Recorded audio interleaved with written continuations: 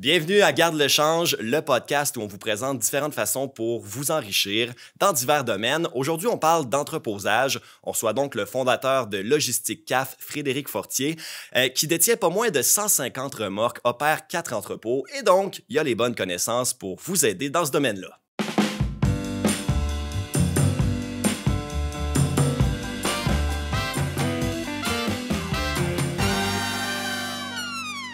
Frédéric Fortier, salut. Hey, merci d'avoir accepté l'invitation. Également, Sam, rebonjour pour cette saison 2-là. Je suis content de refaire ça avec toi, finalement. On va commencer dans le vif du sujet, OK? On va parler, premièrement, de l'entreposage au commercial et l'entreposage au particulier. C'est quoi la différence entre les deux? La façon dont je vois ça, c'est que le particulier, c'est un endroit où ce que l'humain peut aller lui-même chercher sa marchandise dans un espace qui peut être de 100 pieds, 200 pieds, 300 pieds, plus en pieds carrés. Tandis qu'un entrepôt, c'est un espace où ce que les entreprises vont aller porter de la marchandise avec une valeur ajoutée que le sous-traitant ou le 3PL, on appelle en anglais le third party logistique ou le troisième parti logistique, va offrir des services comme le pick and pack, ça veut dire la préparation de commandes, la gestion de l'inventaire informatisé et la gestion de la marchandise, entrée et sortie de l'entrepôt. Fait que dans le fond, là, c'est pas du tout le même business. Tu en as une qui est un petit peu plus passive où l'opérateur, il est comme pas trop là, ou des fois, il est à l'entrée, il ouvre la gate, puis c'est tout, puis les gens vont se servir. Puis tu as justement l'entreposage commercial où il y a des services qui sont offerts à même la business. Là. Fait que c'est très différent. Là. C'est en plein ça. C'est une façon aussi qui est plus organisée. Tu sais, le particulier va lui-même s'organiser pour aller à l'heure qu'il veut dans un entrepôt. Le client versus un 3PL ou le troisième parti logistique va devoir planifier son entrée de marchandises ou sa sortie de marchandises dans des délais que l'entreprise comme la mienne peut demander pour faire en sorte qu'on maintienne non seulement un service pour lui, mais pour tous les autres clients, pour que dans l'année, le client puisse aller chercher sa rentabilité en allant chercher le prix le moins cher possible, puis que l'entrepreneur, comme moi, va aller chercher la valeur ajoutée d'offrir ce service-là aux entreprises. Exemple, on prend l'image d'un jeune homme de 21 ans comme moi qui décide de peut-être se lancer dans l'entreposage. Tu sais, moi, ça me tente, j'aime ce domaine-là. Par où est-ce que je devrais commencer? Puis est-ce que c'est possible lorsqu'on n'a pas nécessairement des millions en banque? Je vais être honnête, moi, pour partir, si mon père n'aurait pas été là, je n'aurais pas été capable. OK. Dans le sens qu'il y avait une bâtisse, il y avait un loyer, il n'y avait pas de marchandises dedans. Il m'a fait un prix pour que lui fasse 10 % de profit dans son espace. 10 %, c'est pas tant d'argent quand c'est toi qui es propriétaire de l'espace puis tu la sous-loues à quelqu'un d'autre. Pour avoir eu ce début-là, j'aurais pas été capable de faire pendant les 15 dernières années le début où ce que je suis rendu aujourd'hui. C'est certain que quand tu crées une bâtisse d'entreposage, il faut que tu achètes du racking, des équipements de lift, des équipements de racking, comme j'ai dit tout à l'heure, du personnel, de l'informatique, puis surtout de l'automatisation qu'il faut que tu amènes puis que tu mettes en place. Parce que c'est ce que le client va vouloir. Aujourd'hui, c'est ce que je peux dire après 15 ans, pas avoir cette automatisation-là et cette technologie-là en place, je ne serais pas capable de continuer un business parce que la clientèle le demande, puis on le sait tous, l'automatisation est devenue obligatoire dans toutes les entreprises pour minimiser l'apport de l'humain. Oui. Puis, tu sais, on peut dire aussi que c'est quasiment rendu une commodité, l'entreposage. Là. Si tu fais juste de l'entreposage puis pas d'autres services, il faut tellement que tu aies un gros volume pour faire un peu d'argent que c'est quasiment rendu utopique de dire que tu vas être un joueur important dans l'entreposage. Là. Parce que tu as des méga joueurs, genre Amazon, d'autres grosses compagnies qui ont des millions de pieds carrés que eux autres arrivent à faire un certain montant d'argent. Mais sinon, à petite échelle, il faut avoir beaucoup de valeur ajoutée, il faut offrir beaucoup de services. Puis, comme tu nous avais dit aussi, il faut devenir un peu quelqu'un qui règle des problèmes quand on parle d'entreposage pour un client. Il faut que ton client t'appelle puis tu dises « J'ai des solutions pour toi, je vois où tu as des problèmes, voici ce que je t'offre pour régler tes problèmes. » C'est exactement, parce que à quelque part, nous, ce qu'on offre, c'est non seulement on offre de l'espace d'entreposage du pied carré, on offre des solutions, mais on offre aussi les remorques, qui est une autre solution que si le client manque d'espace chez lui, On a une remorque qui est capable, temporairement, de prendre sa marchandise, puis au moment voulu, soit vers chez lui ou dans l'entrepôt chez nous, on va être capable de l'acheminer. Quand tu parles de remorque, c'est l'espace d'autonomie. Ils ont priorisé l'entreposage aux particuliers, dans le sens de louer un entrepôt et donc faire de la location d'automobiles, d'espace d'automobile. Oui. C'est donc peut-être une façon plus sécuritaire lorsqu'on commence. Ben oui, parce que, tu sais, à quelque part, mettons, je sais pas moi, tu vas dans un village à peut-être 1 heure de la ville ou 2 heures. Tu as une bâtisse que tu achètes 300 000, puis c'est un fait que je vous dis là. Puis tu vas seulement faire de l'entreposage de roulotte pendant 6 mois. Ouais. Puis tu es certainement capable d'aller faire plusieurs dizaines de milliers de dollars de profit à ne faire que ça, à entreposer des roulottes, parce que le marché de la roulotte, on le sait aujourd'hui. C'est fou raide. C'est fou raide. C'est fou raide. Ouais. Tout le monde veut en avoir parce qu'ils ne veulent pas voyager. À cette heure que le COVID est arrivé, ben, ils veulent rester proches de chez eux, mais ils veulent voyager pareil pour sortir de leur quotidien. Tout est plein. Toutes les demandes d'entrepôts sont pleines pour les entrepôts à l'extérieur de la ville pour aller entreposer des roulottes. Fait que s'il y a quelque chose à faire, pour quelqu'un qui part en affaires, un jeune de ton âge, c'est certainement la façon la plus facile de faire de l'argent. Fait que même côté géographiquement parlant, il faut prioriser les régions. C'est clair. C'est clair. Il faut prioriser les régions. Parce que tu as un coût d'acquisition qui est plus bas puis que la demande est toujours là. Puis ton prix, vu qu'il y a de la rareté, on le sait tous, tu peux l'augmenter. Tu sais, quand tu entreposes... C'est clair. Il faut prioriser les régions. Parce que tu as un coût d'acquisition qui est plus bas puis que la demande est toujours là. Puis ton prix, vu qu'il y a de la rareté, on le sait tous, tu peux l'augmenter au prix de la ville. Puis en plus, ce qui est cool avec ça, c'est que quand tu entreposes ta roulotte, là, je veux dire, tu n'as pas nécessairement à faire du service de roulotte une fois. Dans ton 6 mois. Là, je veux dire, c'est l'entrée puis c'est la sortie au printemps ou une fin de semaine. Là. Tu fais ça une fin de semaine. Une fin de semaine à l'automne, une fin de semaine au printemps. Merci, bonsoir. T'achètes une boîte de beignes, Tim Hortons avec du café, tu sers ça à tes clients, ils sont très heureux. Puis, ils veulent en revenir. C'est bien moins de gestion aussi. Ben oui. Mais là, revenons à ta business, à toi. Là, moi, quand on parle d'entreposage commercial, là, la première affaire qui me vient en tête, là, c'est un cube vide avec du racking puis un chariot élévateur. Un chariot élévateur qui se promène. Là, mais je sais que de la manière que tu parles, puis je sais que ça fait 15 ans que tu es là-dedans, ça doit pas être si facile que ça, mais parle-nous donc des contraintes puis de la réalité de ce que te demandent les clients. Tu sais, de ce temps-ci, un exemple. À matin, là, il y a un conteneur qui est arrivé de Chine, là, puis il m'a emmené comme si le client ne savait pas qu'à matin, il fallait qu'il arrive à mon entrepôt. Puis c'est arrivé live, le client ne nous a même pas avisé. Le conteneur circule au dock, hey, on a ça de décharger chez vous. Hey. Là, nous autres, notre monde, on avait du temps aujourd'hui de le faire. Mais comme ça, comme je vous dis là, avec la réorganisation de la chaîne d'approvisionnement des 2 dernières années, ça nous arrive de plus en plus. Pourquoi? Probablement que les entreprises ne sont pas organisées à gérer cette désorganisation-là. Ils ne mettent pas en place des processus pour ça. Puis nous, ce que ça l'affecte, ça affecte notre rentabilité des opérations. On a déjà fixé quelque chose à faire dans la journée pour respecter des délais des clients qui nous ont donné des commandes la veille et l'avant-veille. Et même des fois une semaine d'avance. Fait qu'on rentre ça, on le gère, oui, mais on ne le gère pas des fois de la meilleure des manières quand c'est du dernière minute. Mais ça, des cas comme ça, on en a souvent. Ça se peut-tu que dans l'entreposage... c'est soit comme un peu, c'est le problème que les clients se débarrassent. Le monde, on dirait que l'entreposage, c'est c'est l'entreposage. On met quelqu'un là, puis on veut pas en entendre parler. Fait que toi, il t'arrive plein de problèmes, là, parce que c'est comme l'enfant mal aimé. Là. C'est en plein ça. C'est exactement ça. C'est un mal nécessaire. Plusieurs entreprises le voient comme ça. Puis, ce qui fait en sorte qu'il faut sortir ça.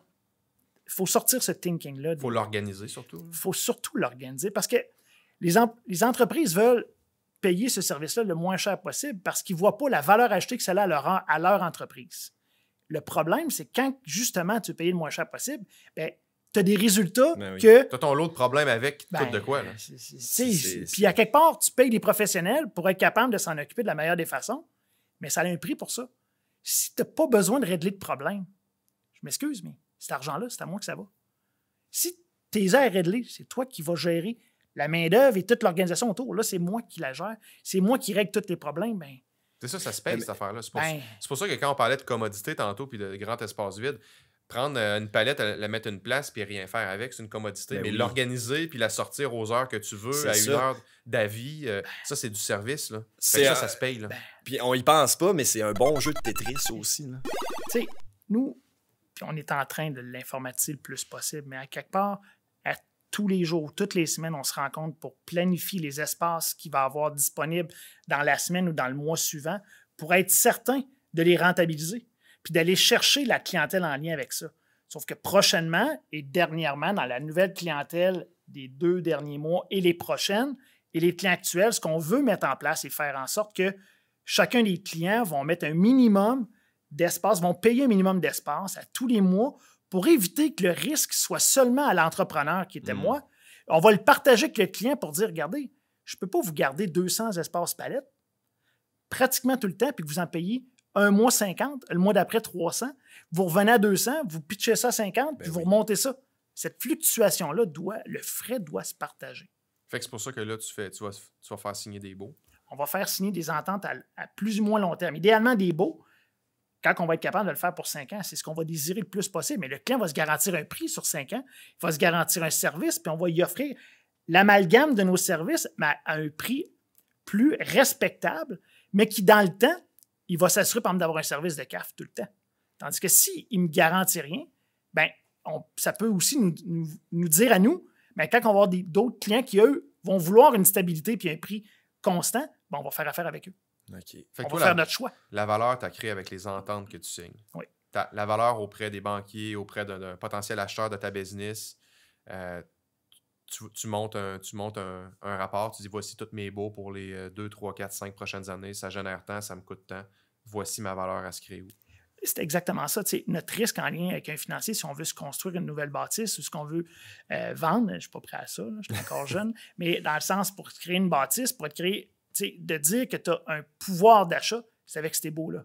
C'est là que tu vas chercher tes lignes de crédit. C'est là que je vais chercher mes lignes de crédit, c'est les escomptes sur les taux. C'est tout là que je vais aller chercher ma plus-value. Parce que quand on regarde ça à la base, admettons, tu loues un entrepôt de quelqu'un, puis après ça, tu la sous-loues à plusieurs personnes.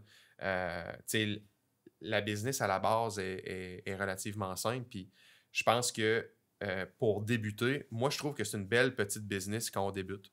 Parce que, tu sais, ça ne demande pas des gens, comment je pourrais dire, ça demande une certaine compétence pour gérer tout ça, là, on s'entend, mais tu sais, ça ne demande pas un doctorat ou ça ne demande pas un ingénieur pour faire ça. Puis une fois que je pense que tu te mets les mains là-dedans puis tu comprends c'est quoi la réalité de l'entreposage, bien là, tu peux te faire plus des plans peut-être un petit peu plus à long terme de vers quoi tu veux te diriger. Veux-tu être vers le commercial? Veux-tu être vers le particulier? Mais je trouve que la barrière d'entrée est quand même assez basse. Tu n'as pas besoin d'avoir 200 000 dans ton compte pour partir là-dedans. Premièrement, tu sais, le loyer, c'est la plus grosse dépense que tu peux avoir. Il va représenter quoi, mettons, de ton chiffre d'affaires, par exemple? Mettons, j'ai un chiffre d'affaires, exemple, on va statuer autour de 5 millions. OK. Présentement, les loyers pour ma business, c'est environ 1,5 million. OK. Si on parle de vrais chiffres. Ça revient après à 20-25 %? Oui, sauf qu'admettons que je divise ma compagnie en 4 secteurs parce que j'ai une division de loyer, d'opération, le transport, le courtage du transport puis de mes clients et location de remorque. Dans mon loyer, j'ai peut-être un coût de 1,5 million, comme je disais, mais mettons, j'ai un brut avant le coût de peut-être, je ne sais pas, que j'ai vendu en 1,7 million. Donc, le coût du loyer est à 80 dans cette division-là. Okay. Dans le total, il se divise. Mais on s'entend, c'est 80 minimum. Puis là, à ça, il faut que tu ajoutes, si tu veux mettre des caméras, des systèmes d'alarme, si tu veux mettre... il y a quelqu'un qui va falloir qu'il vende ces services-là. Après ça, tu as ton espace. Tu vas avoir besoin d'un système informatique pour gérer la localisation de tout ton stock, puis un lien Internet pour que les clients aillent le voir. Puis là, quand tu ajoutes tout ça, là, c'est beaucoup ça d'argent, vient que ça fait beaucoup de cash. Mais si tu n'as pas besoin de racking, exemple, ben, le meilleur exemple, comme on a dit tantôt, par rapport aux roulottes, c'est d'avoir un entrepôt avec le moins cher possible, un pied carré, à l'extérieur de la ville, à 1 heure, 2 heures de la ville. Quand tu sais qu'il y a un potentiel prêt, puis que tu es capable d'offrir tes services à peut-être 5 entreprises, là, tu démarres avec ça. Tu te crées une crédibilité, tu te crées une rentabilité. Puis là, tu es capable d'aller recréer un entrepôt de la même affaire, mais plus proche de la ville. Puis là, tu as de la valeur. Puis là, tu es capable, après ça, d'aller implanter des principes de baux avec des minimums, puis ces choses-là. Si ça va recommencer, c'est là que j'allais. Ça serait plus, exactement. Parce que toi, tu fais ça depuis 2006, ça fait déjà une quinzaine d'années. Oui. Au début, c'est sûr que tu as fait des erreurs. C'est sûr et certain. Puis mettons les principales que tu as fait, que tu ne veux pas reproduire ou que tu nous suggères de ne pas reproduire. Les pires erreurs que j'ai faites, c'est de vouloir grossir mon chiffre d'affaires et de pieds carrés d'entrepôt. Tu voulais aller chercher du gros volume. Du gros volume. Trop rapidement. Ben, plus dans les 5 dernières années. Puis, ce pied carré-là que j'essayais d'aller chercher, pensant qu'il m'amènerait une rentabilité et que les clients maintiendraient leur stock chez nous, je me suis frappé à des gros clients qui ont parti pendant ce temps-là. OK. Ça m'a mis une grosse charge financière sur l'entreprise parce qu'il fallait payer les loyers. Comme j'ai dit tantôt, que les montants peuvent être importants. Et on parle de, mettons, j'étais à 1,5 million de chiffre d'affaires, 2 millions, voilà peut-être 5 ans. Fait que dans les 10 premières années, ça jouait avec ça. Puis là, après ça, j'ai augmenté jusqu'à 5 millions dans les 5 dernières années. OK. Sauf que c'est les loyers qui m'ont amené à faire en sorte que là, présentement, je veux diminuer mon pied carré, augmenter la rentabilité, statuer des baux précis, des engagements à plus ou moins long terme avec mes clients, puis de m'assurer que ces loyers-là ont une valeur pour les banquiers puis pour un investisseur possible ou peu importe. Mais c'est vers ça que je m'en vais. Puis c'est l'erreur que j'ai faite depuis le début en lien avec mes loyers. Le reste des divisions, c'est autre chose. Mais les loyers, il faut que j'agisse différemment, puis c'est ce que j'ai appris de mieux. Ben, je pense que le plus important dans un domaine comme ça, puis là où la valeur est là aux yeux de tout le monde, c'est ça, comme tu dis, vraiment dans les baux. Puis, tu sais, je pense que si j'avais à commencer là-dedans, je m'assurerais dès le départ de signer des ententes, des baux. Tu sais, puis des baux de qualité, là. C'est pas du 6 mois, mais tu sais, y aller avec... Ben, tu sais, je sais qu'on rêve tout à du 5 ans, là, mais tu sais, y aller avec du minimum 1 an, 2 ans, puis après ça, qui se renouvelle peut-être avec une notice de 6 mois d'avance, peut-être quelque chose du genre. Mais c'est m'assurer d'attacher les gens. Je veux ça, Sam. Ouais. J'essaye ça depuis 5 ans. Mais c'est pas facile le même, j'imagine. C'est pas facile, mais ouais. Là, ce qui fait qu'on est capable, c'est que là, il y a la rareté dans le marché. Il y a la rareté. Est-ce que la demande est grandissante aussi? Elle est fou raide, la demande. Bon, présentement, je vous confirme que à toutes les semaines, j'ai le break à bras puis je fais juste descendre petit à petit. Mais le hic, c'est que les gens ne savent pas à quel point les prix ont augmenté. Et à quel point que ce qu'ils vont demander va lui coûter cher. Entre 30 à 70 de plus que là 2 ans. Capoté. Puis tout ça à cause d'une chaîne d'approvisionnement qui a été un peu qui a été débalancée. Qui est débalancée. Les coûts des entrepôts coûtent plus cher. Les rackings coûtent minimum 50 à 75 plus cher que là 1 an. Mais voyons donc. Hein? Mais en même temps, on le disait, c'est le mal nécessaire. Ils n'ont pas le choix de toute façon. Puis moi, ce qui m'a aidé dans les dernières années, on parlait de la business, qu'est-ce que j'ai fait, mais j'ai été propriétaire d'une bâtisse, je l'ai vendue. Cette rentabilité-là m'amène aujourd'hui à passer au travers malgré les erreurs que j'ai faites. Sauf que je sais fort bien, pour créer de la valeur, pour ne pas refaire ça, ben c'est ce que je vous ai dit tantôt en lien avec les baux. Mais ce n'est pas tout le monde qui sont capables de faire ça, d'avoir cette possibilité-là. Je veux revenir sur l'automatisation. On en a parlé un peu tantôt. Est-ce que tu penses que dans les années à venir, là, ça risque d'être nécessaire? On ne pourra plus fonctionner sans automatisation, sans robotisation de nos dans l'entreposage. Dans l'entreposage. À quelque part, j'essaie de faire en sorte actuellement d'amener à avoir le moins besoin de personnes dans les entrepôts. Les gars qui veulent conduire des lifts, ben, ça va être de moins en moins présent dans le futur. C'est des jobs, je crois, qui vont être moins prisés, puis on le voit déjà, on manque de main-d'œuvre actuellement. Présentement, mes allées de racking ont 78 pouces. Puis dans le marché, on n'est pas tout le monde qui avons ce genre d'allée-là. Fait qu'on est capable... C'est-tu large, 78 pouces, ou c'est pas large? C'est pas large. C'est pas large. Okay. C'est environ 6 pieds. OK. Puis ça permet de mettre un robot dans le futur qui va être capable d'aller prendre ta palette puis d'être capable... Je dis pas que je vais le faire, mais je dis juste que les entrepôts n'auront pas le choix d'aller vers là pour minimiser le personnel. Mais pour ça, quand on a dit tantôt qu'il fallait être organisé, on ne pourra pas avoir de dernière minute tant que ça parce que le robot va être programmé la veille. Pour faire sa run? Pour faire sa run. Mais pourquoi qu'on programmerait un robot qui peut faire sa run, mais on ne programmerait pas des humains en lien avec la même chose? C'est juste parce que les gens ne pensent pas à la planification. Tantôt, ils n'auront pas le choix de se planifier. Mais en attendant, ils disent c'est pas grave, je vais t'envoyer ça tout de suite, tu es capable de faire ça. Ça prend juste 5 minutes. Ben oui, ça prend juste 5 minutes. C'est tout juste 5 minutes, mais en bout de ligne, ça crée toute une chaîne puis un risque à tous les partenaires qu'on a, mais les partenaires collaborateurs, mes employés, puis les sous-traitants qu'on peut avoir dans l'entrepôt, mais aussi en lien avec les transporteurs et tout. Là. Fait que, c'est ça. Dans le fond, chaque demande que tu as vient perturber ton plan de la journée. Fait que tasse un, ça tasse tous les autres, ça décale tout. Oui. Puis là, c'est ça que les gens réalisent peut-être pas dans la clientèle. Puis toi, tu jongles avec ça. Tu as 8 balles. Tu jongles dans les airs. L'automatisation va venir aider tout le processus à mieux se planifier. Mais encore là, tu sais, ça, c'est dans parle tes plus beaux rêves c'est mes aussi. plus beaux Tu sais, t'es rêves, même ça. pas encore Ben rendu non, là. ben Fait non. que lorsqu'on commence, Non, c'est mais ça. la technologie est en place, là, on va se le dire. Là. Dans ce domaine-là, la Oui. technologie est en place pour faire ça dès Oui, maintenant. c'est un WMS qui gère toutes les demandes puis qu'on est capable Ouais. après ça OK. d'aller Sauf séquencer. que c'est une question d'argent puis d'investissement que tu es prêt à faire pour mettre ça à la fine pointe. Exact. Puis là, après ça, ben, une fois que tu as investi tout cet argent-là, ben, faut que tu revendes Ben ces oui. services-là à tes clients. Fait que, tu as bien beau être super technologique, mais tu sais, si le service coûte 3 fois le prix, ben là, est-ce que les gens sont prêts à payer avec ça? Puis c'est le Ils sont prêts à changement. payer Puis pour ça. les gens ne sont pas prêts à payer le changement qu'il faut qu'ils intègrent dans leur entreprise pour être capable de se permettre d'aller. D'être connecté avec vous autres? Ben, c'est ça. OK, ouais. Pour faire un pont entre les deux. Ben dans oui, le fond. les gens veulent qu'on soit flexible aux 5 minutes près. Le problème, c'est que nous, on ne peut plus. Puis ils ne réalisent pas que cette flexibilité coûte tellement cher Ouais.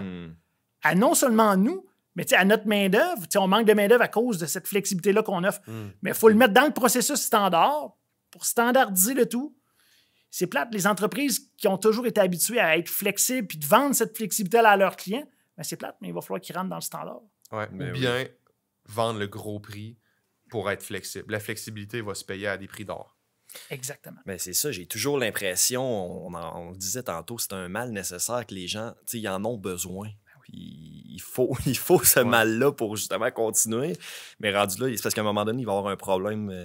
Ben, tout les coûte gens cher. voudront. C'est ça, les Ben, gens voudront plus. Parce que les bâtisses coûtent de plus en plus cher, les terrains coûtent cher. Tu sais, à quelque part, Selon toi, les opportunités dans le marché, dans l'entreposage, ils se situent où actuellement? ben, les gens qui ont de l'argent, qui sont capables de construire des bâtisses dans des secteurs prisés où il y a de la demande en entreposage, donc Montréal ou en banlieue de Montréal, pas sur l'île de Montréal, je pense que c'est un endroit qui est prisé quand tu as déjà un bassin de possibilités de clients qui peuvent entrer dans ton entrepôt.